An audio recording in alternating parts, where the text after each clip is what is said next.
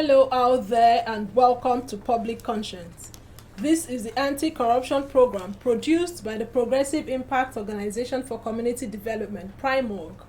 PRIMORG is a civil society organization with the mandate to promote good governance, participation, and accountability in Nigeria. I am Adaobi Obiabumo with Esther Bassi. Welcome to the program.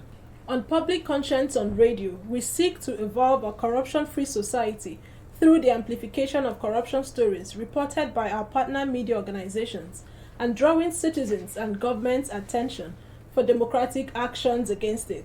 We also promote integrity by focusing on rare cases of the display of honesty by public and private individuals in the course of their normal activities. The MacArthur Foundation supports the production of this program. Today, we will be discussing the reports of an investigation on how officials of the Nigeria Immigration Service allegedly connived with Touts to defraud passport applicants. According to an investigation by Daily Trust newspapers, officials of the Nigeria Immigration Service passport offices in Lagos and Oyo states are running a well-coordinated chain of corruption and tactics with their agents who help them compromise the standard and the process of obtaining a passport for an agreed sum. The Nigeria Immigration Service, NIS, is the government agency saddled with the responsibilities of travel documents, including Nigerian passports to bona fide Nigerians within and outside Nigeria. Unfortunately, in this case, the officials were said to have made the process of legitimately obtaining a Nigerian passport very frustrating to encourage applicants to look for shortcuts. The findings also showed that it is only very few applicants that pass through due process. Applicants who register online are frustrated, which makes most of them seek later the help of officials who would finish the process for a fee. The investigation also revealed that 32 pages of the passport cost 45,000 naira as against the 25,000 naira official price. The officials, alongside the Touts, falsify sensitive documents like birth certificates, state of origin, and guarantor for at least 3,000 naira, depending on the applicant's bargaining ability. Stories of bribery and extortion of passport applicants by officials are not new in Nigeria before now. The effect is negative on citizens, and the image of our dear nation is at stake. Our aim today is to draw the attention of the Nigeria Immigration Service to the fact that much more needs to be done against the reign of corruption at passport offices nationwide. For you listening to us, what's your experience at the Nigeria Immigration Service passport offices? Why do you think corruption at passport offices across the nation is booming? And what steps must the government take urgently to change the ugly trend? Be ready to join us through phone and text messages in the course of the conversation. The WhatsApp phone line to send your message is 0902 265 6167. That is 0902 265 6167. Right. Please indicate your name and your location when sending your message. This number is for messages only. We will give out the numbers to call shortly. Let me remind you that we've been looking at the report of an investigation by Daily Trust newspaper, which exposed massive corruption in bribery and extortion of passport applicants at Nigerian Immigration Service passport offices in Lagos and Oyo states. And if you think the fraud is happening only in Lagos and Oyo passport offices, then you are not correct. Recall that about 9 months ago, PRIMORG brought to you a report which exposed how some staff of the National Identity Management Commission, NIMC, and Immigration Service collude to extort passport applicants in the Abuja offices. The federal government, through the Ministry of Interior, had before now warned Nigerians against patronizing touts hanging around at passport offices. We invited the Controller General of the Nigeria Immigration Service to join today's discourse. Hopefully, he will. But in the studio, we have Defraud Olamilekon, who is a political economist and a development researcher. You're welcome to the program. Thanks for having me this morning. We are also expecting Dotu Roy, who is a public affairs analyst. But joining us via the phone is the Daily Trust reporter, Peter Moses, who is joining us from Abeokuta. Okay, thank you for joining us. Could you give us an overview of your report and why you deemed it fit to beam the searchlight on the Nigeria Immigration Service. Corruption, passport racketeering, virtually all in every part of the country. But what we did is to actually go beyond scratching the surface. So we go by, the intention we had then was two. First is to look at how true is this alleged corruption in the passport application process. Then secondly, we try to look at the online application process as introduced by the Nigerian Immigration Service. So we started by going directly to apply. So as a reporter, I actually had my own passport. So there is no way I could have applied directly. So we used a fixer who applied. We went to Ikoyi. First tag allows our passport offices all in Lagos. Then we're in Ibadan. Then the one we did in Ibadan led us to the Ilorin Kwara State. Where we applied in Ibadan, we were told that booklets were not available.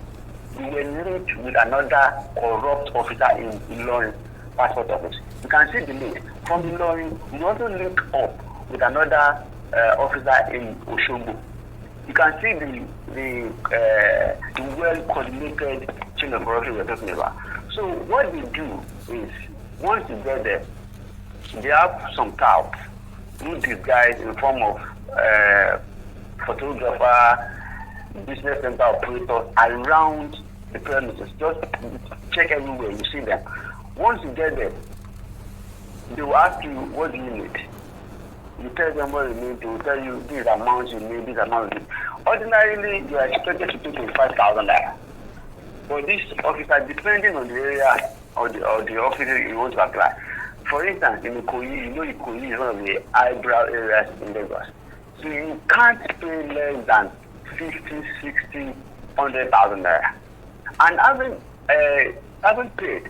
When you say you cannot pay less than 50, 60, is it the official price now? The official payment is 25,000 naira. Okay. For how many? A passport of how many pages? That's 32 pages. 25,000. Yeah, which is 25,000 officially. You have to pay depending on your bargaining power. Anyway, the number of them will collect 50. If you pay 50, the rest said that you will not get a passport in the next 7 months.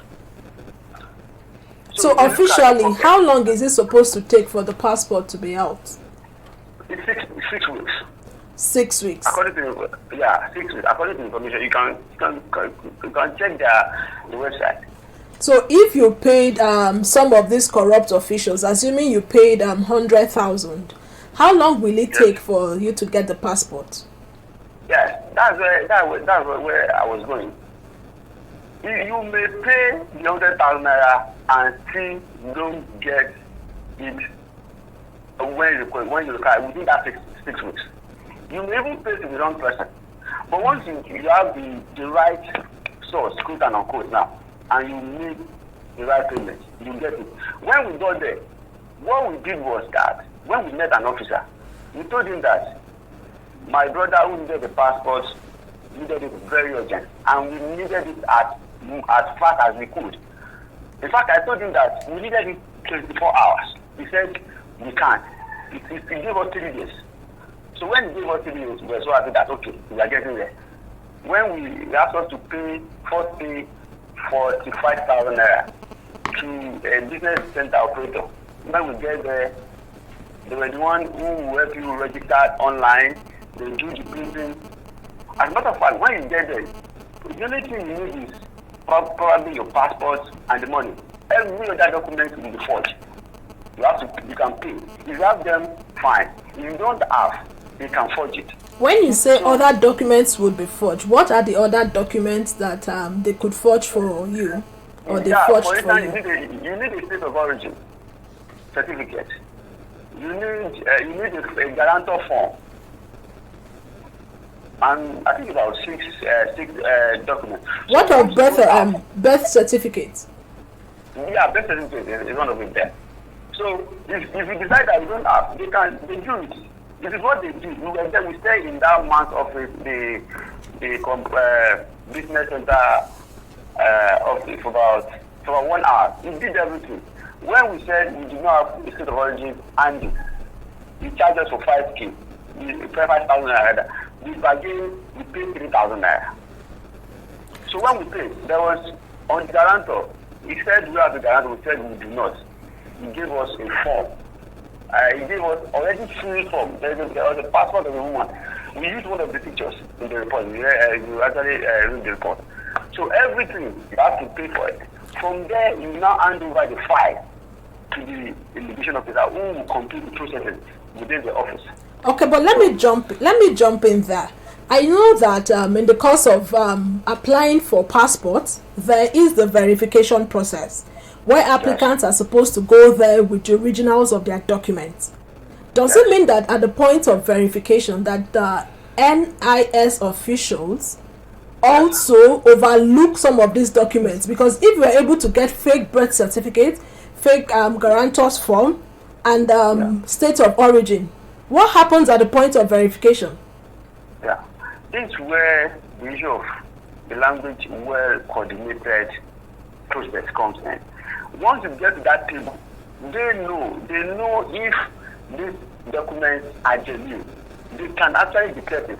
But once they realize that the file was brought to them by one of their own, they will pass it. But then you made mention of you said your brother, you were doing it for your brother, and then you needed to get it in 24 hours, right? Yes. Was your brother with you during the process? Yes, we were together. I told you I had my own passport. There is no way I could have gone through this process of capturing and all that. Okay. So I went to my brother. We were together. I was the one bargaining. I was the one that paid. So we just want to nail the officer that can we get this thing as fast as we could. Initially he said 3 days. Later he said if you pay the right money, we can get it in 48 hours, which we actually did. We applied, we got there on Wednesday. Then when we called on Thursday after, we said the passport was ready. But where we were, there's no way we could have gone to Koyi to go and print the passport that same day. We told him that we come up the following month, that was Friday morning. We calculate. So we applied, the passport was actually ready within 48 hours. Within 48 hours? 48 hours. Approximately the amount we paid him, in fact, when we were done, the man was happy, said we should give him party, we gave him about 5,000 naira. Okay, but from your initial submission, there is no guarantee that if you pay some of these officials, the corrupt ones in quote now, there's no guarantee that your passport will be out. Maybe you pay to a wrong person. So when you pay to that wrong person, then sorry for you, your money is gone. Yes, your money is gone. Completely. Okay, so did you get the official position before your report was published?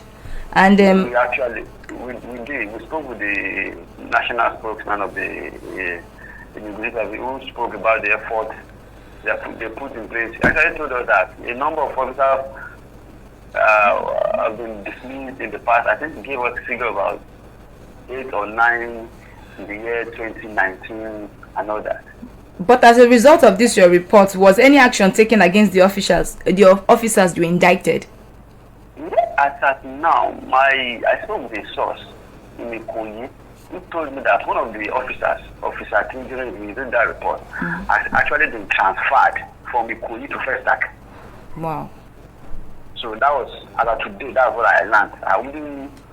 I'm making effort to get other developers. But as now, since we published that report, we received a kind of terrible experience. A number of people have actually called me who wanted to share their experience. Okay, so it's quite unfortunate that this well-coordinated act of corruption is going on at the service. But what would be your advice to the federal government on tackling corruption at passport offices across Nigeria? Well, the first, what would be my first advice or recommendation is that you understand that as of today, booklet, which usually creates all this bottleneck for delay and all that, are still being printed outside Nigeria. So my advice is, first of all, I think the federal government should look into a way of printing booklet in Nigeria. Okay. That I believe is one of the key steps to stop all this corrupt practices. Then secondly, I feel the online application should be made to actually work, because what we understand by online application is that you should be able to apply, you make your payment, you upload the required documents, and if possible, you can even do the capturing online and make your submission. But now, in their own, what they tend to the online application, you just go online, pay your 25,000 naira, then print out some forms. All those forms will have to be filled, attached with some necessary documents, and go for submission manually. Okay, so you think if the federal government limits the physical interference with applicants, corruption would reduce? Yes. Oh. Yes. Okay. And lastly, I think those officers should be put, dismissed, and subsequently tried. Okay. Thank you so much for your submission, Peter Moses. You're welcome.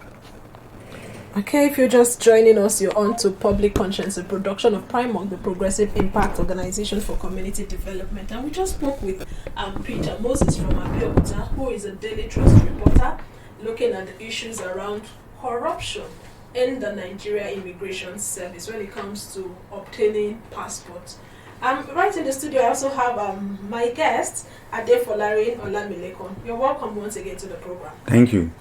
You are in Nigeria. Exactly. Have you experienced this before? How would you react to the report? I think when I wanted to get my passport, I just have to follow the normal channel, pay the right price, then wait for the 6 weeks, and I got my passport. So although it wasn't that I needed it urgently, although there was a trip I was supposed to make that point in time to Ghana and some other West African countries that demand me that make that passport, but at the end of the day, I discovered that I just have to do it and follow the right process. So I paid the right money. Then it was just 10,000, 15,000 that we are paying for passport. Then before it increased to 25,000, and I paid it and I got it. Although I have to be patient because I was not needing it urgently. That is one. Then in reacting to the report investigation is to say and to assert that corruption in Nigeria is pressing. It has been one of the charging issues about underdevelopment in the country that have caused so many hardship to Nigerians, and to this extent, it is a systemic, well organized act by NIS official who went about going to earn illegal money by extorting Nigerians on excuse that because they need a passport urgently. I think that is uncalled for. That is very dangerous, and to summarize it, it is one of the acts of unpatriotic expression from such individuals in NIS, as we have them as one of the agencies of the government, and we must say it loudly here that it is evil on our society. You made mention of you mentioned a particular word, patience. That when you went to obtain your own passport, you were patient, so you waited for the 6 weeks. Exactly. Could it be that some of us are in a hurry to get these documents, which is why we subject ourselves to corruption, and some people are also willing to pay because they are in a hurry to get these documents? Your question I will answer in two ways. I said in my narration that I needed the passport, but the journey was not that urgent for me to go, so I have to be patient for it to come. But in other way, most Nigerians, even when they know that they're supposed to be patient, they will not be patient. They just want it now. And that's why most of us end up engrossing and supporting this kind of act. For instance, from the narration of the investigator reporter, it was saying that when I read the report, one of the people in the interview was going abroad for schooling, and what came to my mind was that when did he get the admission? When was he offered the admission? Then was it not in his plan initially to get a Nigerian passport? Why is it that it was just at that point that he needed to go for schooling abroad, that he now have to go for urgency passport. So these are the issues that we need to ask ourselves. So if the person had applied earlier, maybe he would have gotten his passport. Very well. But the issue is that, in Nigerian parlance, especially among public service and public servant, through their bureaucratic bottleneck, they can create unnecessary delay, unnecessary hindrances to frustrate someone, so that at the end of the day you come back parting with something so that they can get it done. So the NIS issue, the NIS is just one of the thousands of issues about public official corruption in Nigeria, which we are trying to unravel. Okay, I would like to get the reaction of the person listening to us. Remember that the program is interactive. The WhatsApp phone line to send your message to is 0902 265 6167. What would be your reaction to the conversation? What is your experience at Nigeria Immigration Service Passport Office? And why do you think corruption at passport offices across Nigeria is booming? And what steps must the government take to address corruption happening at passport office nationwide? Would like you to call in and share your experience with us. Hello? Hello, good day. Your name and where you're calling us from? My name is Paul Alabi. I'm calling right away from Tega in Abuja. Let's hear you, Paul. Okay. You see, the issue of corruption in immigration is not only in Lagos and Oyo State. It also happened in Abuja. Are we together? Please go ahead. Please go ahead. I can share my experience about traveling some years back. Every immigration office in Gogola in Abuja here at headquarters, they told me the passport booklets are not available.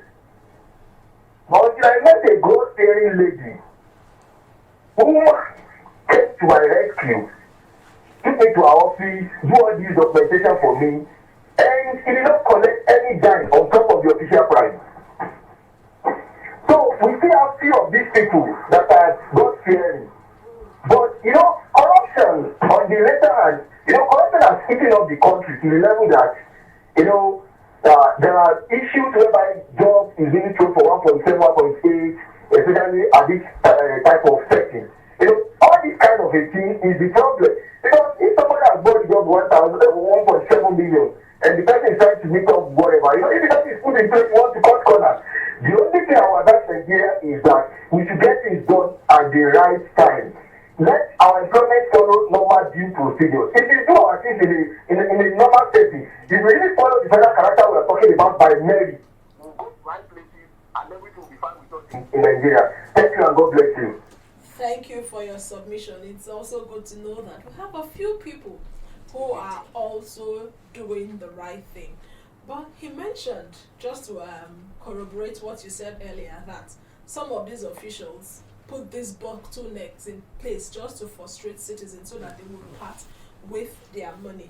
When the reporter was explaining the process and explaining the corruption process at this service, he did mention that during the verification exercise, that some individuals, some applicants, presented fake documents, fake birth certificates, guarantors form, and then state of origin, fake. What does that portend for us as a country? Just like I said earlier, that this is evil. One thing about fake document or falsified document is that it broadens the network of criminal activities all around, all across Nigeria and beyond.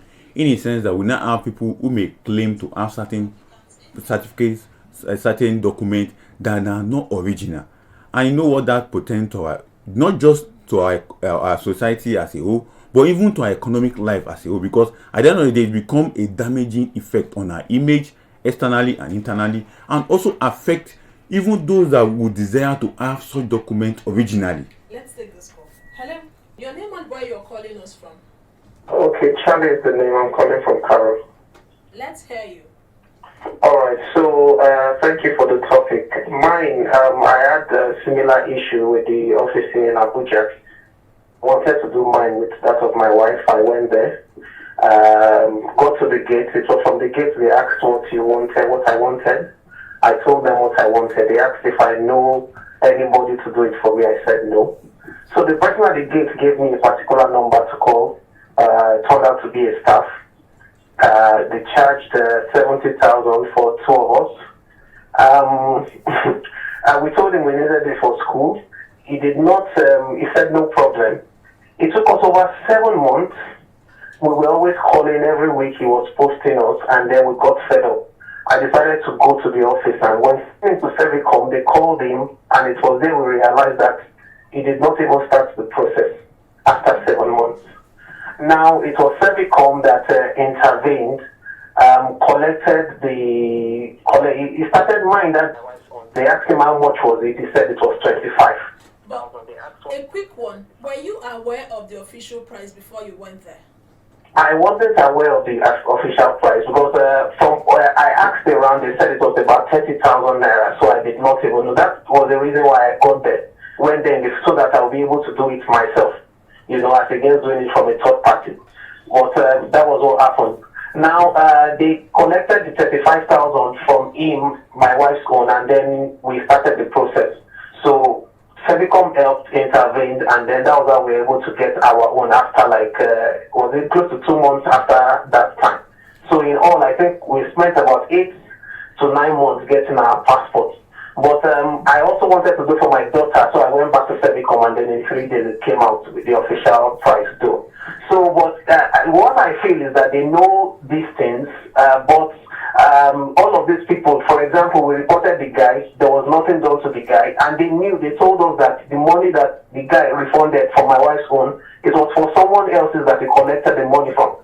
So there was no measure to punish or to correct, nothing, just because, okay, we reported and then they fixed our own. The rest of the people, I don't know, what was going to happen to them, their own. So that's the thing. That's my experience. Okay, thank you so much. But you said you got the money for your wife. Did you get your own back? No. They said since he have already started my process that he bought the file. I told you he started that very day. So they look at the file. They said, okay, since they have already started the process that very day, we should just let go of the 35 that I paid. But my wife's one. Okay, another question. You got 35 back for your wife, but the official price is 25. So there's a difference of 10,000. Did you get your 10,000 back? No, my own. They said I should just let it go. That was what Servicom told me. Okay, thank you so much for your contribution. Okay, if not for Servicom, he would have parted with 70,000 naira. Quite unfortunate, but it's good that he got that of his wife, but he was not able to retrieve the extra 10,000. And the fact that this particular officer, nothing was done to him, that is quite unfortunate. As I was saying earlier about how falsified document, fake document, and the more we have such in the open air that people are falsifying documents, the more people will be encouraged to do that, and the more the original document, legal document, will now be disdained in our own society. So it's a point of duty for us to now say, okay, at this point in time, we should call it a spade that falsifying document is very, very wrong in the process of getting a national passport. Just like the caller said, he has to do away with the money that he has earned. Now, on the part of what he said about coming into the issue so that they can help him to retrieve his money is a good one, although we know he didn't get the actual amount that he spent on such. And the officer in charge that was accused of such illegal act there was no sanction on him. So we hope that going forward there will be measures against such individuals and officers. And apart from that, in the report that I read that Daily Trust carried out, there was a serious allegation that there is a rank up between the seniors and the junior that normally pave way for this illegality to happen in NIS. It's quite unfortunate. So I want to know, integrity of citizens is very key. If corruption must be curbed in our society, how can we go about changing the mindset of Nigerians on enabling or accepting corruption in public sector, especially passport applicants? The first thing is this, the Nigerian state have a responsibility to educate, to enlighten, and to show sense of responsibility to their citizens. In a sense that they can educate people on certain aspects of official dealing. In a sense that, for instance, people want to go for passport application.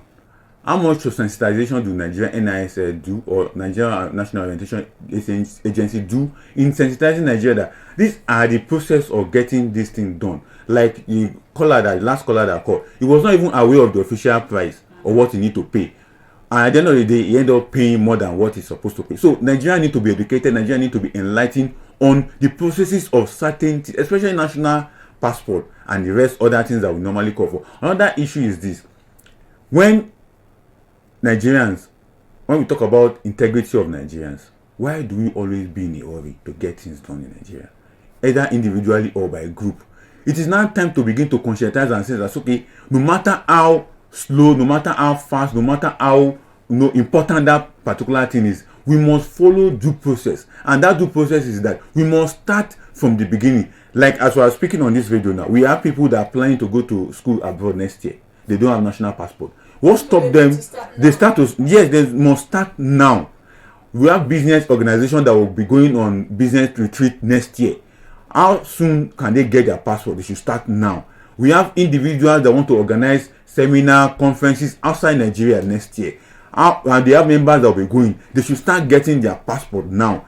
And one thing they normally give us excuse that there's no money and there's no this and that. But rather, let us start the most important. If national passport is the most key thing we need to get, let it be in the cover of what we need to get first. Then lastly on this is that most media organizations have been throwing light on this particular issue of corruption in Nigeria. It is now time for organization, individuals to now try to look at segmenting this issue of corruption, just like what we are doing on NIS. There's also corruption in different sectors of the economy, in different sectors of society. We need to start demarcating them so that we can now bring it to light of Nigerians that this is what is really happening in the Nigerian society as it is today. And that is the way forward we can understand it. But then remember that these officials, they also do retraining, training. Rest But of then them. they are foreigners when it comes to bribery.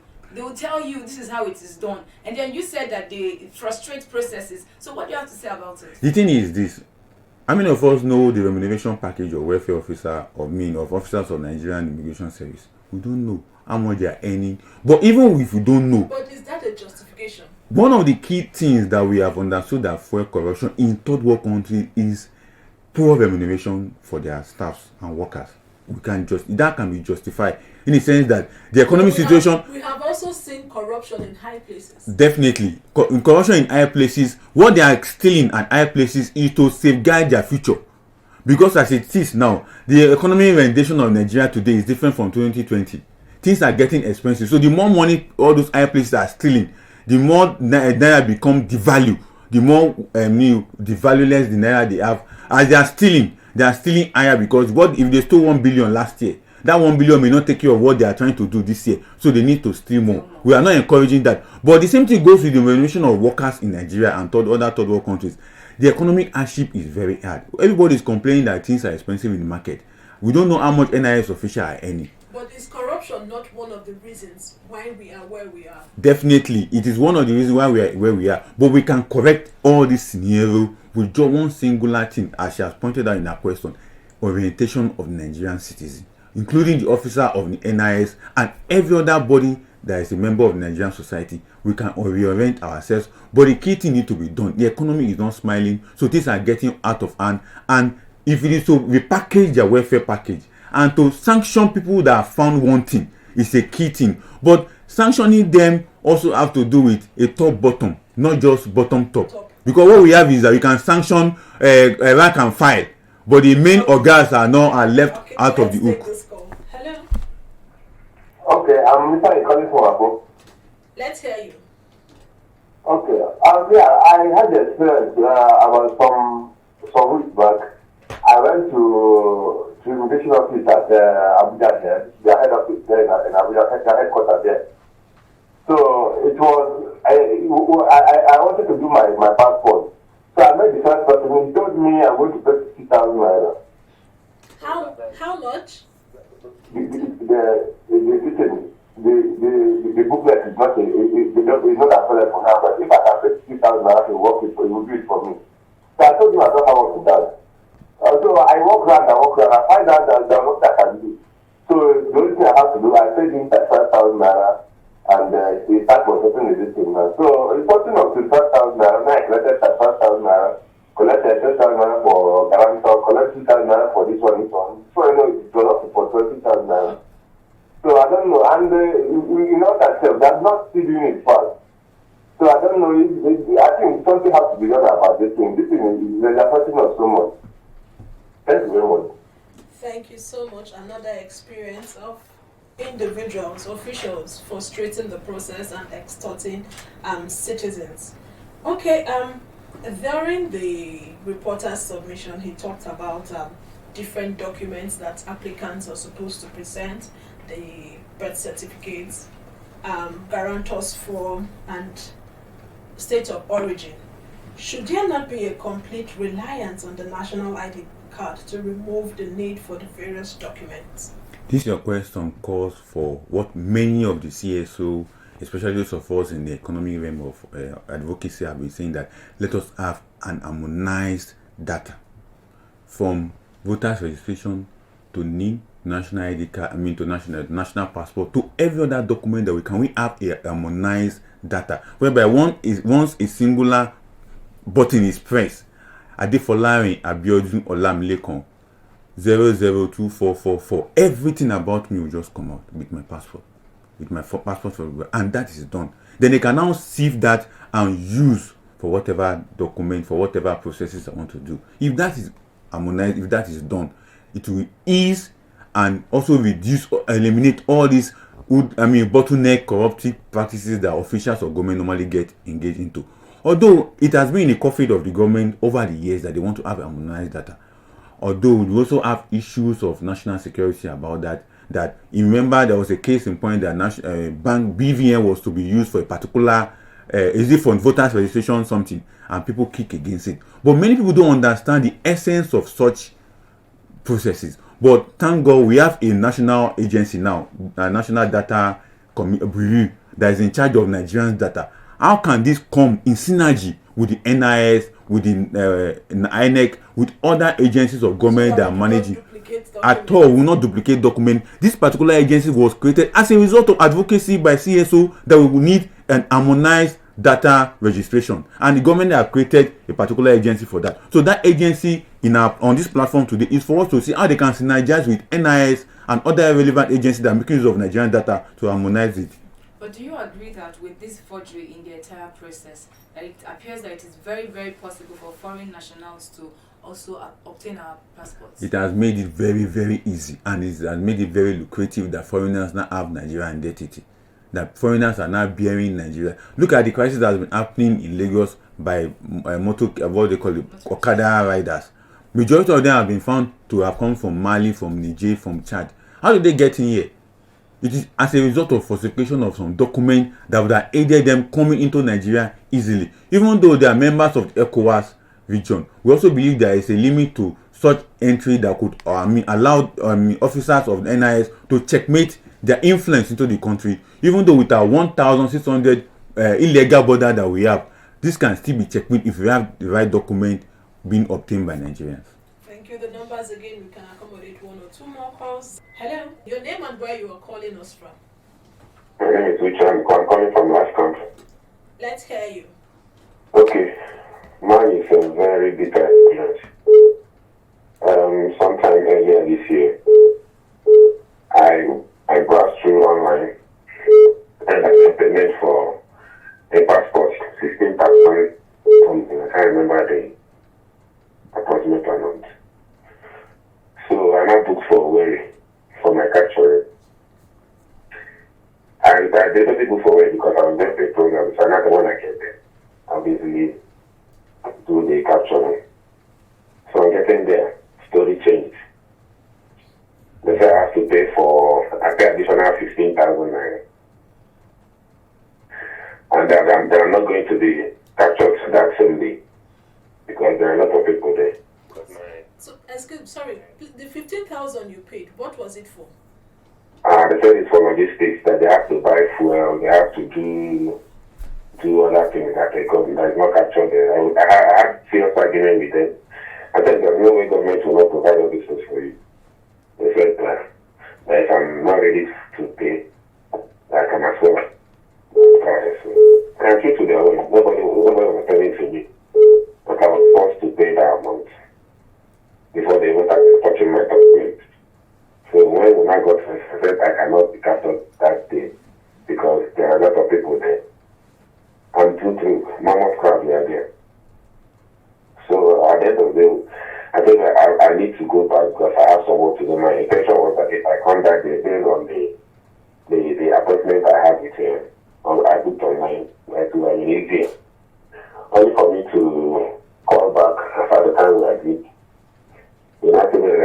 changed.